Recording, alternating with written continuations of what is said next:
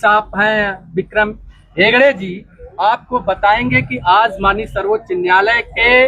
Court number 8 में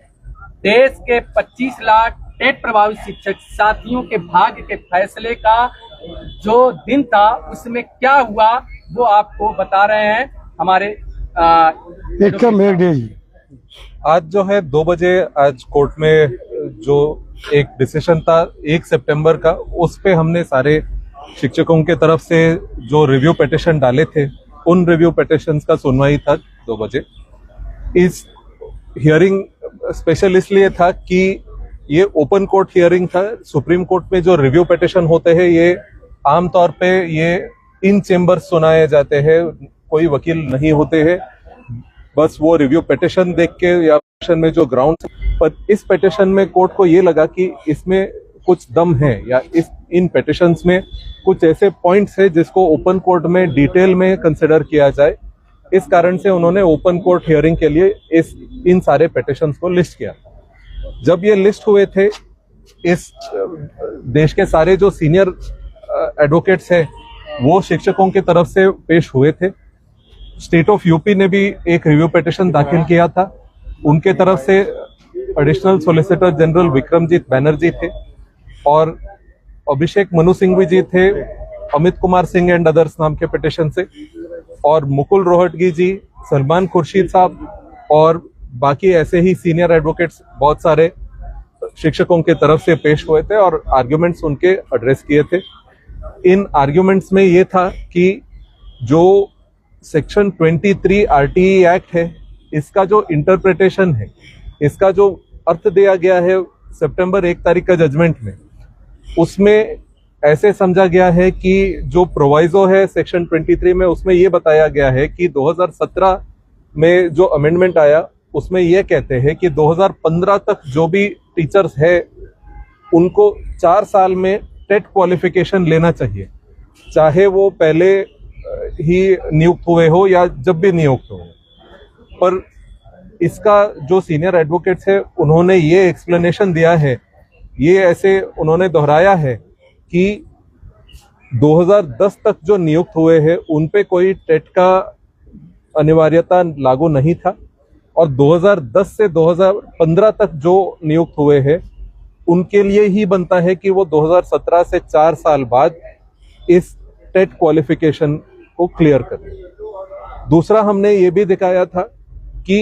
NCTE act जो 2012 में अमेंड हुआ, उस 2012 के अमेंडमेंट में भी यही था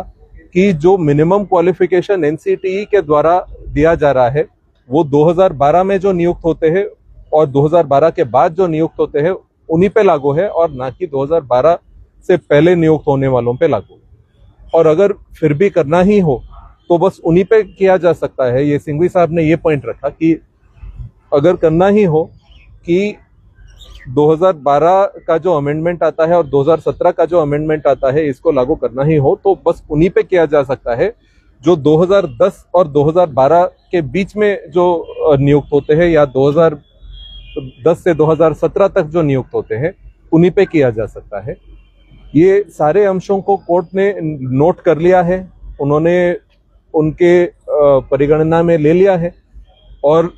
इन सबको वो कंसिडर करके सोच समझ के जजमेंट देंगे। अभी जजमेंट रिजर्व किया गया है,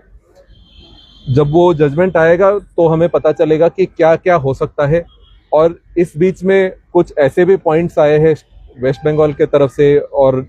कुछ और स्टेट्स के तरफ से कि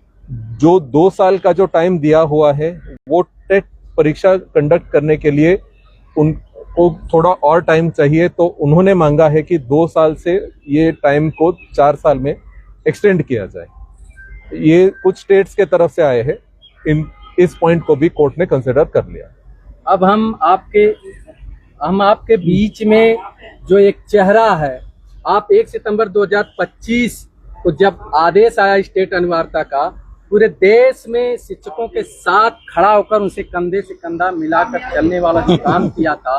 वो परम आदरणीय हमारे सामने खड़े हैं। देश के शिक्षकों के एक तरह से रहनुमा कर सकते हैं एमएलसी माननीय देवेंद्र प्रताप सिंह। आपको ध्यान होगा जब रिव्यू फाइल हो रही थी तब भी आप इस कोर्ट में आए थे, उस समय आपका हाथ टूटा था उस अवस्था में भी आकर यहाँ आप खड़े थे कि नहीं, हमारे देश के शिक्षकों को न्याय दिलाना है, मैं जिस भी परिस्थिति में हूँ मैं रहूंगा। और आज भी कल से ही ये दिल्ली से आकर जिम्मेदार, सबसे बड़ी बात पर डे ये हम लोगों को फोन करते थे, संगठन के साथ ही व्यक्तिगत हम लोगों को, कि ये लीगल टीम के बच्चे हमारे हैं जिन्होंने एक मोर्चा संभाला, तो इस सदैव आपका एक उत्साहवर्धन आशीर्वाद मिलता था। अब आज की बहस के बाद जो थोड़ा सा शिक्षकों में नकारात्मकता है, उसको देखकर माननीय एमएलसी साहब की तरफ पूरे देश के लाखों लाख शिक्षकों की निगाहें हैं। हम चाहेंगे कि आप अपने आशीर्वचन से आप देश के लाखों लाख शिक्षकों को जरूर आप आशीर्वचन से अभिषेचित करें। देखें,